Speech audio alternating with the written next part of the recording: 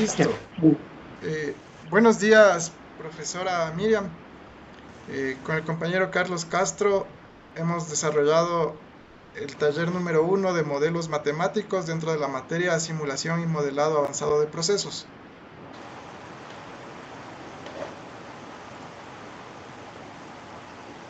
El primer ejercicio solicitaba analizar un modelo para una reacción en un reactor adiabático batch. Se presenta el modelo cinético, donde podemos ver la variación de la concentración respecto del tiempo como función de la constante de reacción multiplicada por el exponencial elevado a la energía de activación contra la constante de los gases y la temperatura, y todo multiplicado por la concentración del reactivo A. También se muestra la variación de la temperatura respecto del tiempo.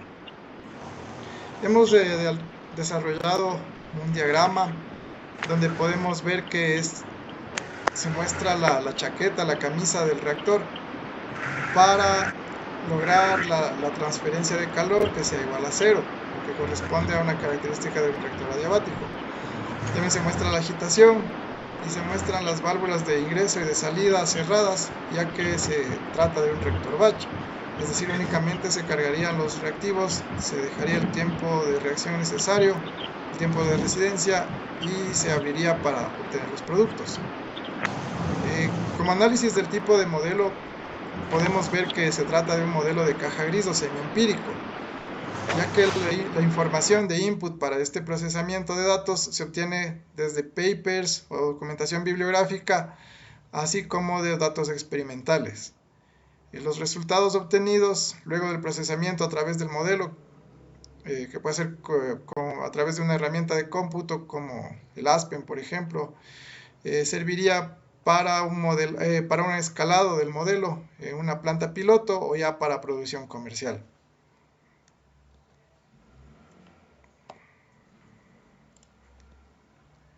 Acá podemos ver el cálculo de la variación de la temperatura respecto del tiempo para el momento cero, para el momento inicial.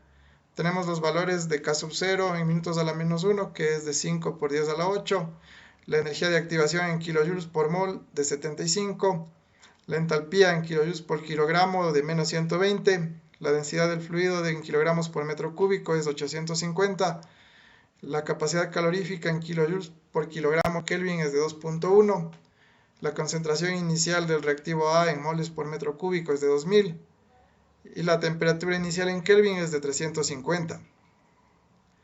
Hemos también graficado la variación de la concentración de A en función del tiempo, donde podemos ver que se representa de manera adecuada la función exponencial, cumpliéndose con la cinética, con la ecuación cinética que se había mostrado. Acá podemos ver la variación de la concentración de A en función del tiempo para diferentes temperaturas, que es los valores que nos sirvieron para hacer la gráfica. Respecto de las fuentes de error, tenemos dos tipos de errores: error de formulación y error de redondeo. Para error de formulación hemos identificado ciertas asunciones que se pueden omitir el rato de formular el problema, es decir, omisiones fenomenológicas, como por ejemplo no considerar agitación. También podemos omitir reacciones secundarias que se estarían dando dentro del reactor. Como errores de redondeo, podemos indicar que los números que se redondean, las cifras, a veces se utiliza 4 decimales, otras veces 2 decimales, o si no, se utiliza notación científica o exponencial, y luego esos errores se van acarreando durante la realización de los cálculos. La otra parte del problema consistía en validar un modelo matemático. Se daban valores para una simulación de una columna de destilación, para la composición de tope y para la composición de fondo y para el flujo de fondo en kilogramos por hora. Estos valores se contrastaban contra un valor medido experimentalmente y se nos solicitaba calcular el error absoluto y el error relativo. El error absoluto tiene valores bastante bajos para las tres variables que se analizan. El error relativo tiene valores bajos para la composición de tope y para el flujo de fondo, pero no para la composición de fondo, que tiene un valor de 17.65%, el cual sería bastante elevado, lo que nos puede ayudar a llegar a la conclusión de que este modelo necesita ser ajustado, ya que podemos obtener valores erróneos si es que nos guiamos únicamente por este modelo, ya que la composición de fondo tiene un error bastante elevado. Por lo tanto, el modelo no sería válido.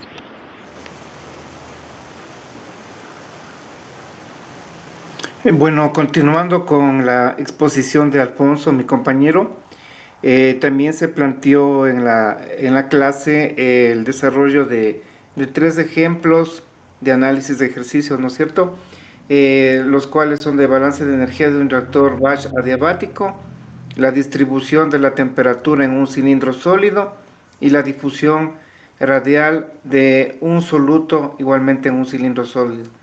Cada ejercicio incluye un planteamiento, además de las asunciones y el análisis. La siguiente.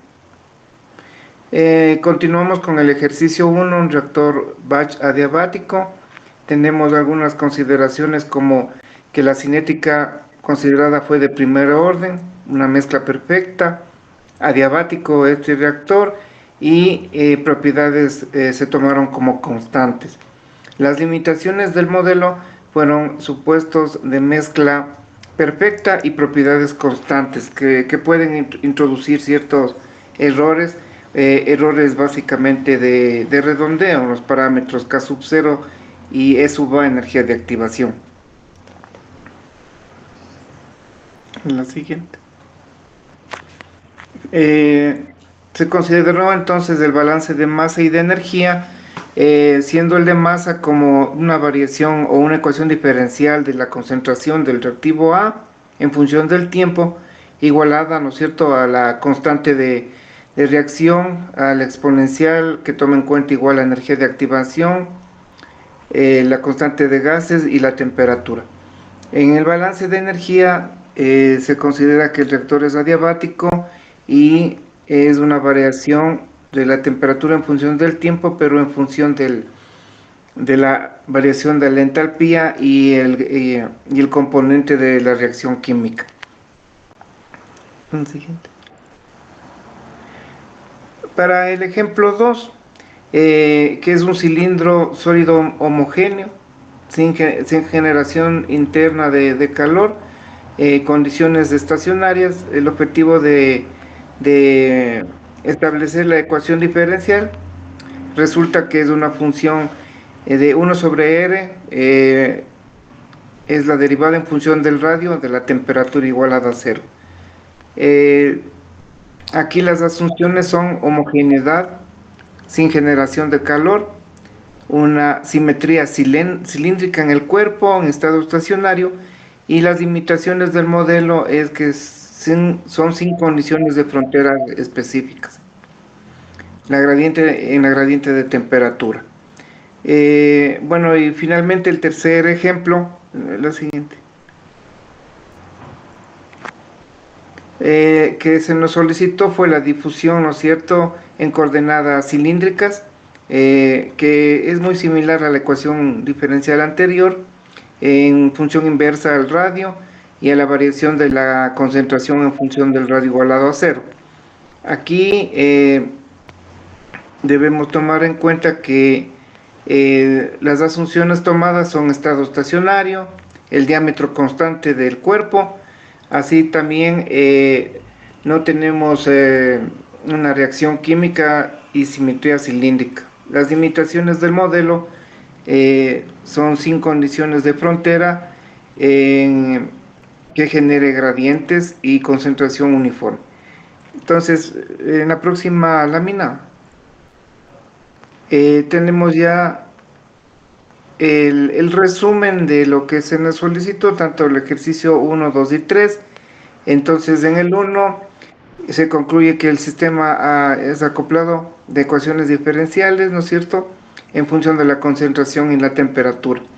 En el ejercicio 2 es una ecuación de conducción de calor o un modelo de conducción de calor estacionaria en un cilindro que no tiene gradientes de temperatura, con temperatura constante. Y en el ejercicio 3, la difusión estacionaria de un soluto sin gradientes, en donde la concentración es constante.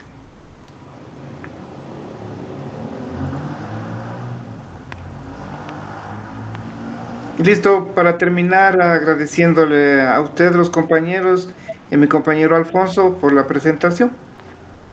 Listo, profesora Carlos, muchas gracias. Un buen día. Hasta luego. A la orden.